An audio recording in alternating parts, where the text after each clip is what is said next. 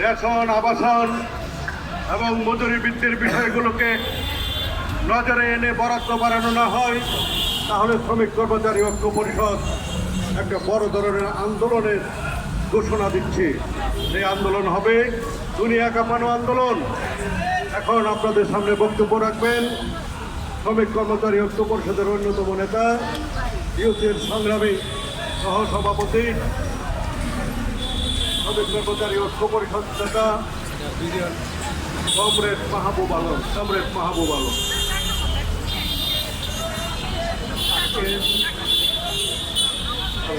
ঐক্য পরিষদের শ্রমিক কর্মচারী ঐক্য পরিষদের এই সভার সভাপতি, উপস্থিত নেতৃবৃন্দ এবং ভাই বোনেরা,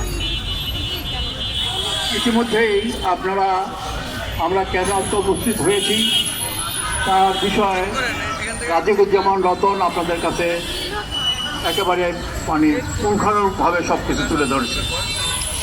তারপরে আমি দু একটা কথা বলতে চাই। বাংলাদেশে যেই কন্টেনার টার্মিনালটা জিপি ঝড়কে দেওয়া হবে তার ঠিক পাশেই হচ্ছে আমাদের বাংলাদেশের নৌবাহিনীর ইনস্টলেশন। তাহলে বোঝেন যে যেই টার্মিনালটা তাদের দেওয়া হবে তার পাশে হচ্ছে আমাদের নৌবাহিনীর ইনস্টলেশন। তাহলে আমাদের নিরাপত্তাটা কোথায় থাকলো? যদি ধরে নেই যে এইখান থেকে এটা ছড়ায় নেবে, কত লক্ষ কোটি টাকা এটার জন্য খরচ হবে, এটা কার টাকা খরচ হবে? আমাদের আরেকটা কথা বলে আমি কোশিশ করতে চাই। আপনি নির্বাচনের আগে ইশতেহার দিয়েছেন, সেই ইশতেহারে আপনারা বলছেন যে শ্রমিকদের সুরক্ষা করা হবে। কীরকমভাবে সুরক্ষা করবেন আপনি? একরকম দেখা গেল আজকে ঈদের পরে প্রায় 1 লক্ষ গার্মেন্টস শ্রমিককে চাকরি থেকে বিদায় করা হলো।